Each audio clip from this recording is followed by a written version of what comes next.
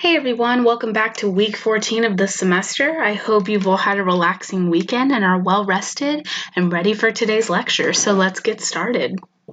Today we're going to be analyzing two different forms of popular culture using the feminist perspective. The first is a clip from a short film titled The Monsanto House of the Future, and this was based on a popular attraction that opened up in Disneyland in 1957. The second thing we'll be taking a look at is the country song I'll Name the Dogs by Blake Shelton, who, if you didn't know, is a country singer, obviously, but is also a famous judge on the TV show The Voice.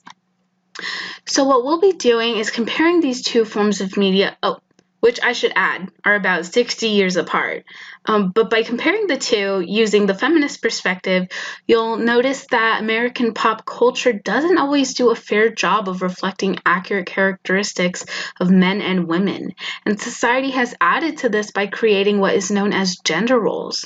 Now, gender roles are basically social guidelines which men and women follow in order to be accepted by today's society.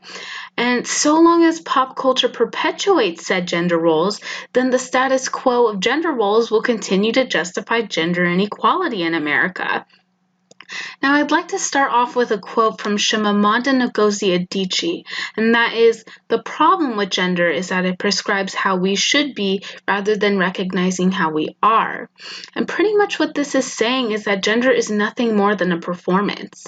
So we weren't born feminine or masculine, we were socialized to be. In other words, I am a girl because my female mother wanted me to play with Barbie dolls and not G.I. Joes, or because my room was pink instead of blue, or I wore dresses instead of suits. You get the picture. So these are the types of social cues that mainly divide men from women in our society, okay? And this is a result of a process known as gender coding. Now, gender coding is a culturally constructed system that defines and dictates what is considered appropriate behavior for men and women in society. So let's go ahead and fast forward and talk about the feminist perspective and what that means in terms of gender coding and pop culture. Okay, so the feminist perspective focuses on the normal rules for men and women in society and infers that assumed roles and behaviors are a result of persistent gender discrimination. So to put this into perspective, let's consider some of the gender stereotypes for men and women in society. All right, so as far as personality traits go, let's think. Women are, supposed to be shy, passive, submissive, and men are expected to be tough and aggressive and dominant. For domestic behaviors, women are considered inherently better homemakers who are expected to cook and clean and take care of the kids. There's also the idea that stay-at-home mothers are better than working mothers. On the other hand, though, men are better at household repairs. Men cannot cook, sew, or care for children, and men are always, telling their wives what to do. But notice how gender stereotypes always play on the notion of women's inequality to men. This is the idea that men hold a dominant position over women in society, and this is known as patriarchal hegemony. Now, as we take a look at the next clip from the Monsanto House of the Future, I want you to take note of some of the gender stereotypes present throughout the film, and how this either challenges or reinforces some of the gender roles of today's society. So let's go ahead and get started. Then, an idea with 3 dimensions. The result of many months of planning, developing, testing, and construction. The Monsanto House of the Future stands in Tomorrowland. An exciting, dramatic exterior. But would people really be interested in it? Here's just a part of the answer. 5,000 to 10,000 people a day who wanted to get an idea of what a home in the future might be.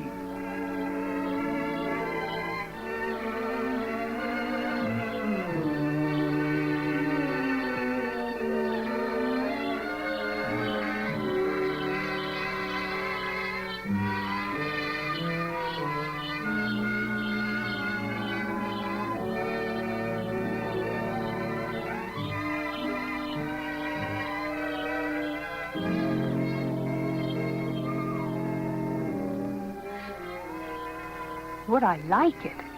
What a dream. Imagine how wonderful it would be to live in a house like this. Just imagine. I'd be getting dinner in this kitchen. And what a kitchen. If you want more light, press a button. Any intensity of light through polarized plastic ceiling panels. Soft light, shadowless light. A dishwasher, of course, but this one unlike any other. Washing is by ultrasonic waves.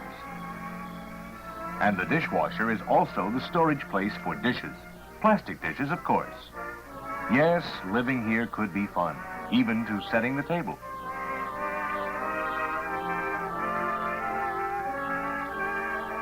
What's happening here? In an ordinary house, we'd be talking about the refrigerator and freezer. But in this house of the future, we call them cold zones. 3 of them, each lowered to handy position at the touch of a button. One zone for regular refrigeration, one for frozen, and one for irradiated foods. Design and science combined for the utmost in convenience and food preservation.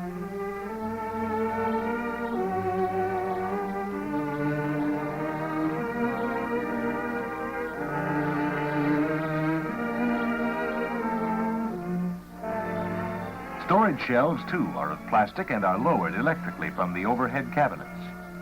A place for everything and at your fingertips.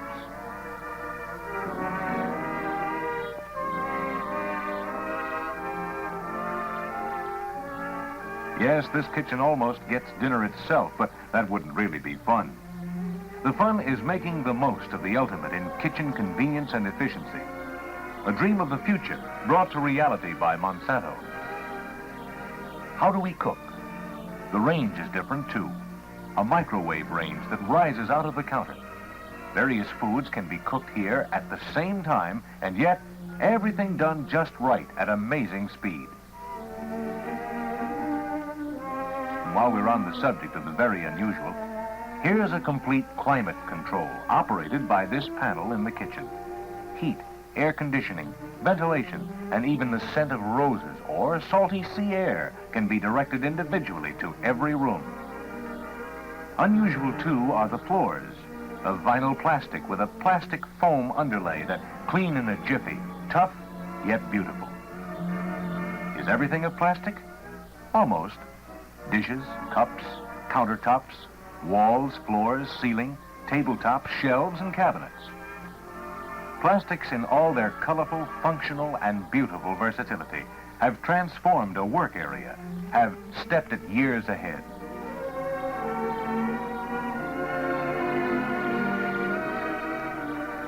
No need to guess whose room this is. That's right, for the young man of the house. Here's the answer to the continuous activity of the younger set. Tough, durable materials, easily washable. Floors, walls, shelving, and furniture, plastic, in combination with plywood, fiberglass, and other materials. Even the fabrics on furniture are of man-made fibers.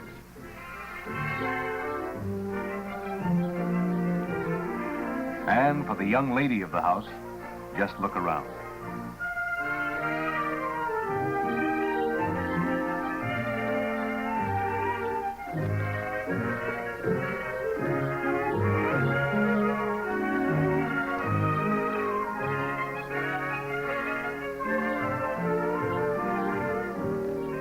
Here's a vanity which even seems fantastic for a dream of the future. A laboratory at one end, melamine surface, and a telephone system which challenges the imagination. Push buttons instead of dial, and no handset to disturb my lady's dressing. Just talk and listen.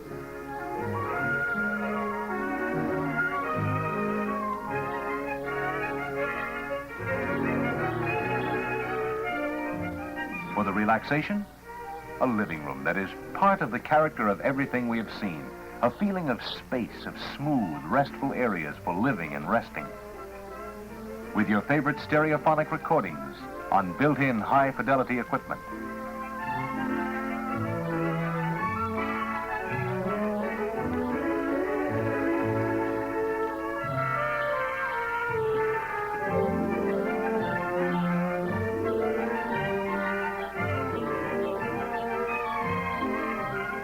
The bathroom for the youngsters is also futuristic. A laboratory that adjusts to height. No stretching or bending.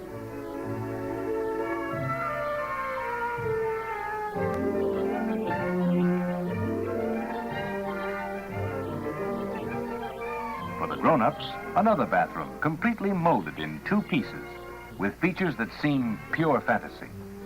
Built-in electric razor and electric toothbrush. And here is something we'd all like to have. The same push-button phone we saw on the dressing table, but with the added attraction of a closed-circuit television receiver. The picture on the screen? Oh, that's of whoever is standing at your front door. You see him, but he doesn't see you. And you can give him any message you want over the 2-way communications system. Adjustable, shadowless ceiling lighting, of course, with panelescent panels for night light. The bathroom of the future in the house of the future. The versatility of plastics comes sharply to the front in the master bedroom. Fabrics and furniture of materials unheard of a short time ago. Practical but comfortable. Serviceable yet beautiful.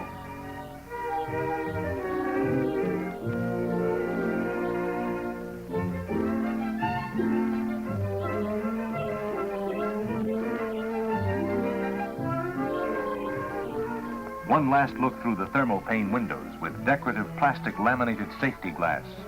Functional, beautiful. Another dream of the future in the house of tomorrow. Oh, it would be wonderful. Or maybe, someday. Yes, this whole thing, the house itself, the furnishings in it, offer a challenging new experience to stimulate your imagination toward newer and better ways of building, furnishing, and using our living space.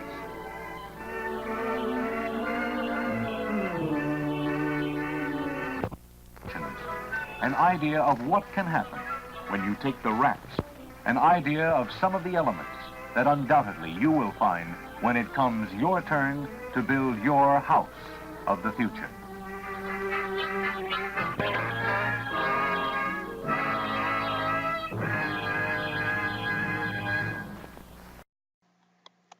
All right, so let's think about some of the things we just saw there.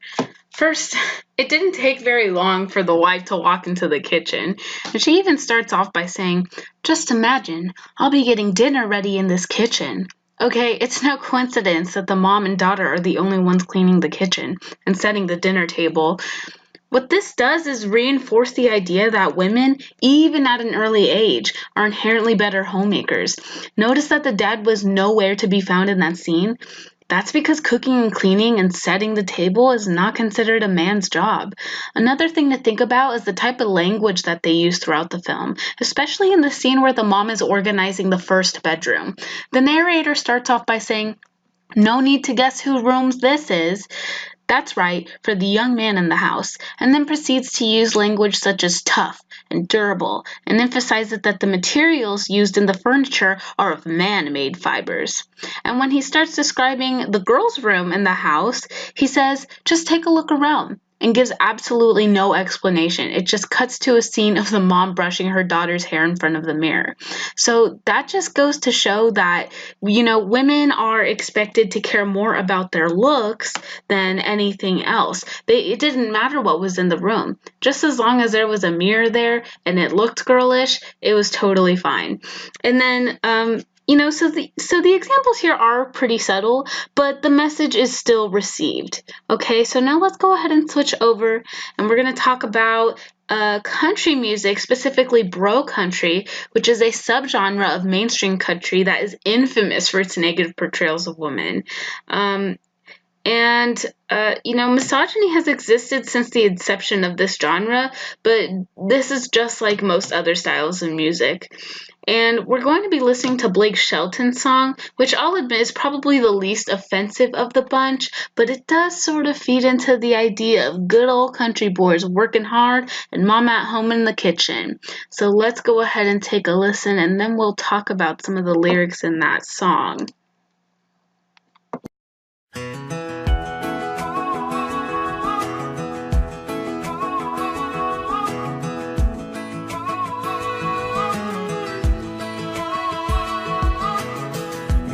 It's high time I tell you, No more messing around.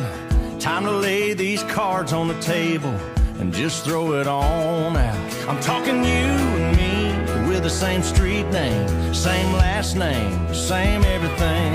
It's a real thing, a how feel thing. So I'ma go on and take a swing. You find the spot and I'll find the money. You be the pretty and I'll be the funny.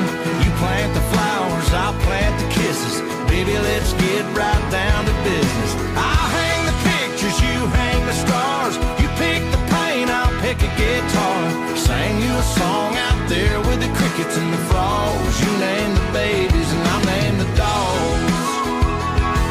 Yeah. You can park your car in the driveway.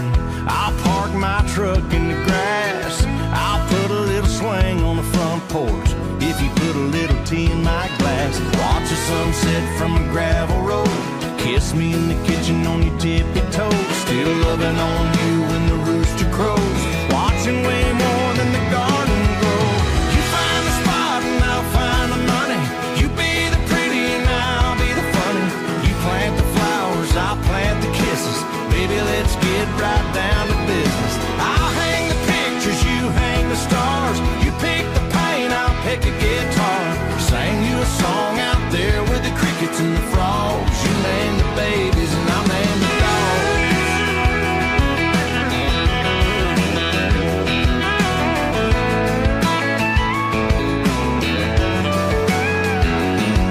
Yeah, laying next to you every night sounds like a damn good life. You find the spot and I'll find the money.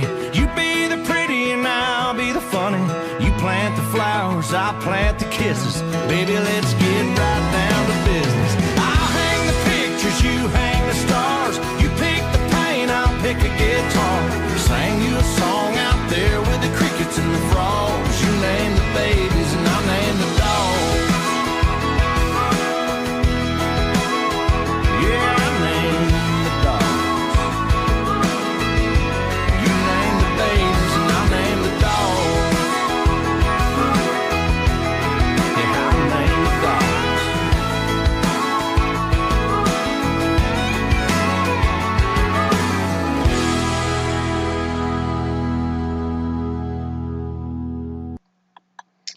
Okay, so not a bad song, right? I mean, it's a pretty catchy tune, but the problem is the lyrics do come off as rather sexist. He's pretty much telling his special lady precisely what she can do / be, while he proceeds to assure her that he'll pick up the slack and provide her whatever masculine trait or skill she's missing. So the lyrics not only place limiting boundaries on what women can or should seemingly do, but they also degrade them by picking some of the most sexist roles or acts that women supposedly perform on a day-to-day basis. Not only are the tasks kind of ridiculous and a little bit elementary, but they also come off as inferior to those Shelton says he'll take care of. He's essentially saying, step aside, ladies. You just sit there and look pretty doing your womanly things while us men take care of the real work, the manly stuff. But these are just two examples of how popular culture over time still continues to reinforce the same gender roles and portray women as being fragile and weak and inherently better homemakers, and men as tough, masculine, and the sole suppliers of the family. Another thing that's quite interesting is that even though these two forms of popular media are 60 years apart, America's status quo in terms of gender stereotypes hasn't really changed at all. The only way for us to reach gender equality is to stop perpetuating gender roles and challenge the status quo. Culture needs to stop perpetuating this idea that women are lesser than men in nearly all aspects of life. If it continues to do so, well, the audience internalizes those feelings, and it just becomes a self-fulfilling prophecy. But, well, that concludes our lecture. I hope you'll learn something new today. Until next time, challenge the status quo, and I'll see you later.